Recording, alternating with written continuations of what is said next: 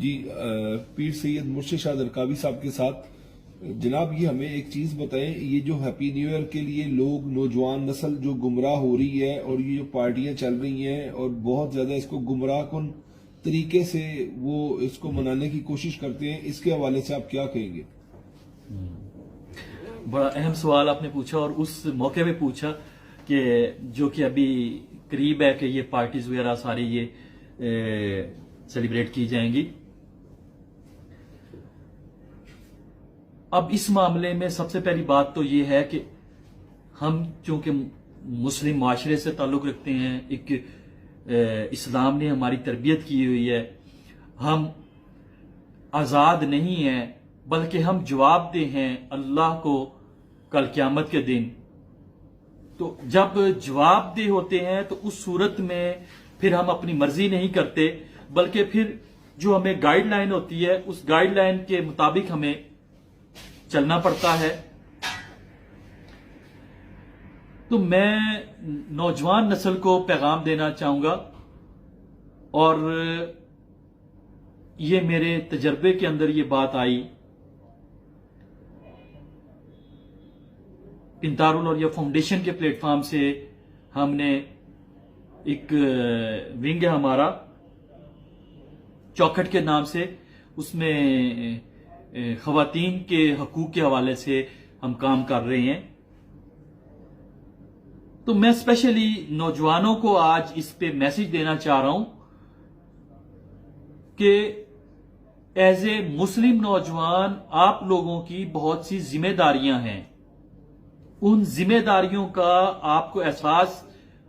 کرنا چاہیے کہ اسلام نے معاشرے کے اندر توازن رکھنے کے لیے رشتوں کا ایک جال بنا ہوا ہے جن کی پامالی اسلام ہرگز اجازت نہیں دیتا۔ کیا جائے کہ باقی مذاہب میں بھی ایسا تھا، لیکن وہاں پر کیونکہ آزاد معاشرہ پروان چڑھ چکا ہے، وہاں پر بے راروی اتنی پھیل چکی ہے کہ وہاں پر رشتوں کی کوئی بھی قدر نہیں کی جاتی۔ لیکن اسلام کیونکہ قیامت تک کے لیے ہے، اس نے رشتوں کی پامالی کو سختی سے روکا ہے۔ تو سب سے پہلے میں چاہ رہا ہوں کہ ان ایونٹس کے اندر ایک تو یہ ایونٹس منانا ہی، کیونکہ اسلامک پوائنٹ آف ویو سے ہمیں اس کی کوئی مثال نہیں ملتی ہے، وہ ایک الگ بحث ہے، اس کو پھر کسی موقع پہ کریں گے۔ لیکن اس معاشرے کے اندر جو ان ایونٹس میں جو حرکتیں کی جاتی ہیں، جو بچیوں کے ساتھ ظلم و زیادتی کی جاتی ہے، جائے کہ وہ بچیاں خود اپنے آپ کو پیش کرتی ہیں اور ان کے اندر ان کی مجبوریاں ہوتی ہیں۔ بہت سی لڑکیوں کا جب میرے پاس آ کر بیان کرتی ہیں، وہ اپنا جسم فروخت کرنے پہ مجبور ہیں، وہ اپنے گھر کے بل نہیں دے سکتی، وہ اپنے گھر کے راشن نہیں چلا سکتی، وہ اپنے گھر کے اندر پریشانی کی وجہ یہ ہے کیونکہ مرد ان کا کمانے والا نہیں ہوتا، وہ اپنی مجبوری سے جب عزت کو فروخت کرنے نکلتی ہیں تو ہمارے معاشرے میں، مسلم معاشرے کے اندر اس کے خریدار موجود ہیں۔ تو آج میں آپ لوگوں سے خصوصی طور پہ ایک حدیث شیئر کر کے تو میں اپنی اس بات کو کمپلیٹ کروں گا اور یہ ترغیب دوں گا کہ آج کے معاشرے کے اندر آپ کو اس حدیث کا مصداق بننا چاہیے اور مثالی مسلمان بننا چاہیے۔ دیکھیں، کسی کی مجبوری سے اگر آپ فائدہ اٹھا رہے ہیں وہ ظلم ہے، جائے کہ باقی جو گناہ ہیں ان گناہوں کی سزا ہمیں آخرت میں ملنی ہے، مگر ظلم جو ہے اس کی سزا ہمیں اس معاشرے میں لازمی ملے گی، اور اس کے بعد اگلے جہان میں بھی وہ لازمی اس ظلم کی سزا میں ملنی ہے۔ دوہری سزا ہے ظلم کی۔ اسی لیے اللہ کے رسول صلی اللہ علیہ وسلم نے فرمایا کہ مظلوم کی آہ یا مظلوم کی دعا بددعا عرش کو چیر کے اللہ تک پہنچ جاتی ہے۔ تو اس ظلم سے اگر آپ بچیں تو اس قدر زیادہ اس کا اجر بھی ہے، اور اس کی مثال اس حدیث سے ہے کہ بخاری شریف کی ایک حدیث ہے، بنی اسرائیل کی روایات میں سے 3 شخص سفر کرتے ہوئے کہیں جا رہے تھے تو راستے میں بارش ہوئی، ایک غار کے اندر وہ داخل ہو گئے. جب غار میں داخل ہوئے تو آگے ایک بہت بڑا پتھر بارش سے پھسل کے، جب مٹی نرم ہوتی ہے تو اکثر پہاڑی علاقے میں ایسا ہوتا ہے کہ چٹانیں گر جاتی ہیں، وہ بڑا پتھر غار کے منہ پہ آ گیا اور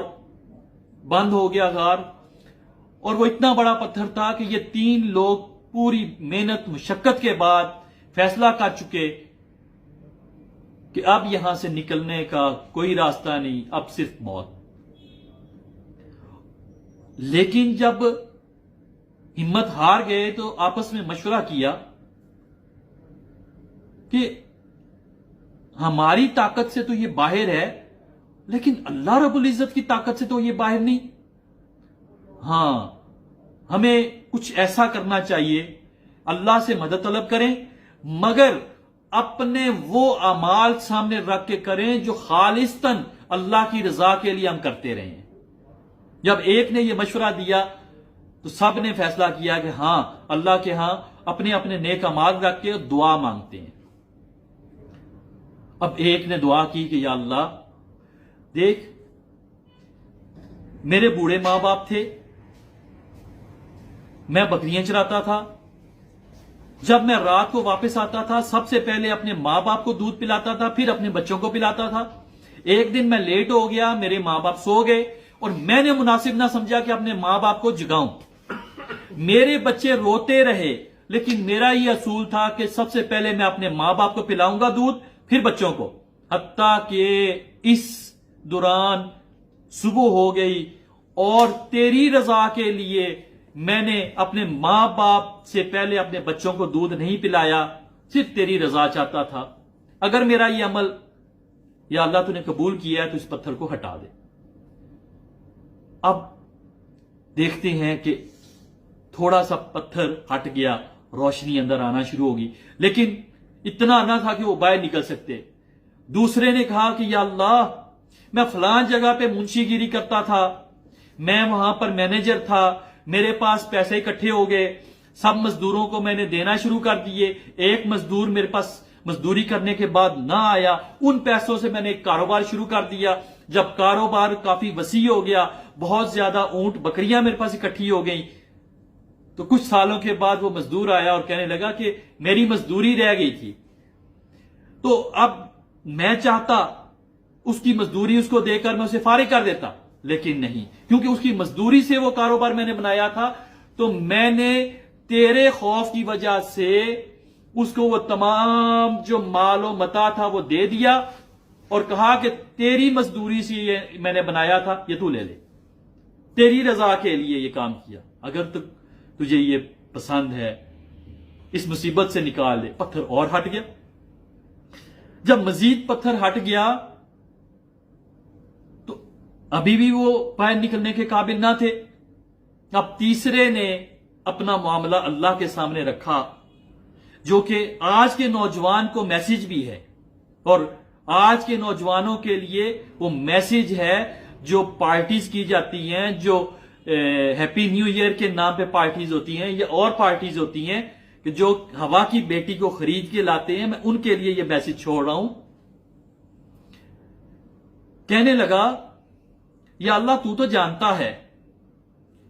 میری چچا زاد ایک دن میرے پاس آئی